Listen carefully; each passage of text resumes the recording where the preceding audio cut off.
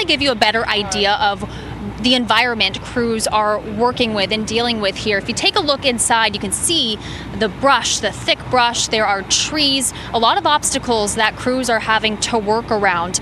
And we are expecting an update from the Florida Forest Service here any minute, but I want to show you some pictures of the ominous cloud of smoke in the sky. You can see the thick cloud of smoke there billowing from the woods. Whenever the wind blows, like I said, you get a strong whiff of smoke here.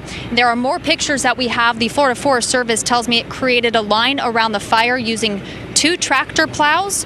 Crews were able to stop the forward progression of the fire, and right now we are getting an update from Jacksonville Fire and Rescue Department Chief Keith Power, so I want to send it over to that right now. We arrived, we started finding out with the wind blowing and what the humidity is today. It kind of started moving towards some houses on the backside to the west over here. We ended up with about 24 pieces of apparatus on scene and about 50 firefighters just trying to control it. We put firefighters in between the houses and the woods. The fire actually got within about 100 feet of the back of those houses before we could get it slowed down. I'll let forestry talk about what their piece of it is. We had a couple firefighters that got overcome with heat and have been transported to the hospital. They're in stable condition, and we'll find out a little bit better update on them in a little while. But I'll turn it over to Victor and let him talk about their piece of it and what they do. Okay, so the Florida Forest Service was called to come assist JFRD with a wildfire here on San Pablo Road. We have 2 tractor plow units here, 1 fixed-wing aircraft. At this time, we have the fire 80% contained. We have the lines around most of the fire, for that matter, but we're still improving lines at this time, so we want to hold that containment to 100% until we get those lines improved. We do expect to have smoke on San Pablo tonight, possibly JTB and Beach Boulevard, so we'd like to stress to the public to use caution when driving in this area, and likely for a few days going into the future until we can get this fire mopped up.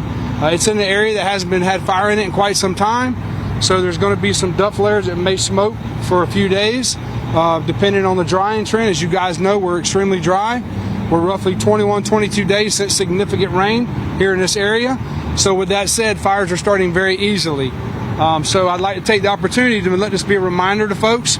Please be careful with your outside burning. I know we're coming up on a holiday weekend, so let's be careful with your fireworks. Let's be careful with your grilling outside, where you're putting your ashes when you're done with your grill. And let's think safety, because these guys are really working hard out here to put these fires out. JFRD, great partner. Without them and the folks with the Florida Forest Service is working hard out here, this fire could have been a really big mess, but the guys did a really good job. Chief, anything else? Yeah, I just want to remind everybody out there that Duval County has a no burn ban in effect.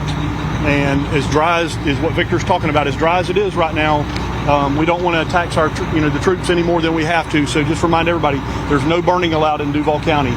Okay? Do we know what caused this fire initially? It's under investigation. And do crews expect to be out here throughout the night? They're going to be out here later. I don't know if they'll be here all night, but they're going to be here later. Do you know how much longer it could take to be able to 100% contain the fire? Victor? I expect to have the fire 100% contained within the evening, before the evening's over with. And as far as what caused the fire, we do have our ag law investigator en route to the scene to help us with that. Can you describe the environment back there? Any obstacles that crews are facing? No other obstacles other than the thick timberland. Like I said, this area has never seen fire before, so it's thick woods. There is some dry swamps in there. It's tough conditions for the equipment. It's just really, really dry, and the fuels are very susceptible to fire right now. So a fire like this could have got really big pretty quick, pretty easily. And talk about the elements. You said how many firefighters were brought to the hospital? They're working in 90+ degree heat with wind, no rain.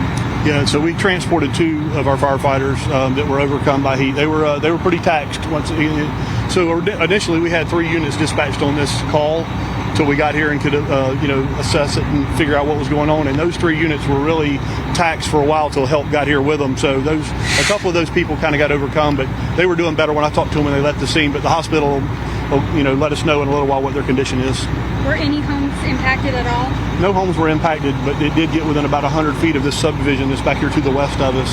And when you talk about the conditions in there, if you look right here behind you, this is what it's like all the way through there. I mean, it's thick, it's tough, and it's taxing to work in there. And how much longer do you expect traffic to be diverted out here? Yeah, we're probably talking 3 or 4 hours at least. Yeah, I would expect 3. We're going to keep traffic closed as long as we can to protect the guys that are out here working.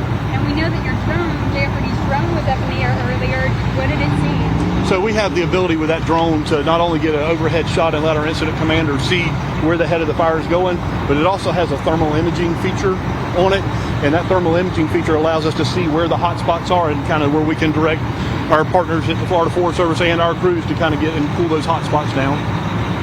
How often do you guys work together for fire like this? Every time there's a brush fire, they are our absolute partner in this, and I tell you, we can't do what they do. We have the ability to get in and protect the structures, but they're the ones that actually get in there and plow the lines and get these things stopped and contained. So they are an absolute great partner of JFRD. Thank you, Chief. Yep, thanks all. Thanks, guys. Thank you. Appreciate it. Thanks, guys. All right, and so as you just heard, what fire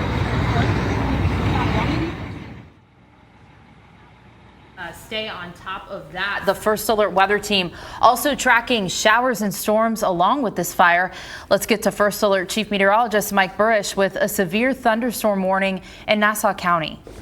Yeah, that storm's approaching Fernandina Beach right now, has been rapidly intensifying. A couple of storms there near the Florida-Georgia border. This is all the smoke moving into the downtown area from Riverside right now. And there have been some isolated showers and storms in association, or not too far from that fire that's burning. But that's all the smoke. Look at this in downtown right now. Widespread smoke to the downtown area. Here are those two severe thunderstorm warnings. One just about on Folkestone. The other one has rapidly intensified and is approaching Fernandina Beach. So here's the storm near Folkestone. It's actually weakened a little bit, but the severe thunderstorm warning is still in effect and still seeing some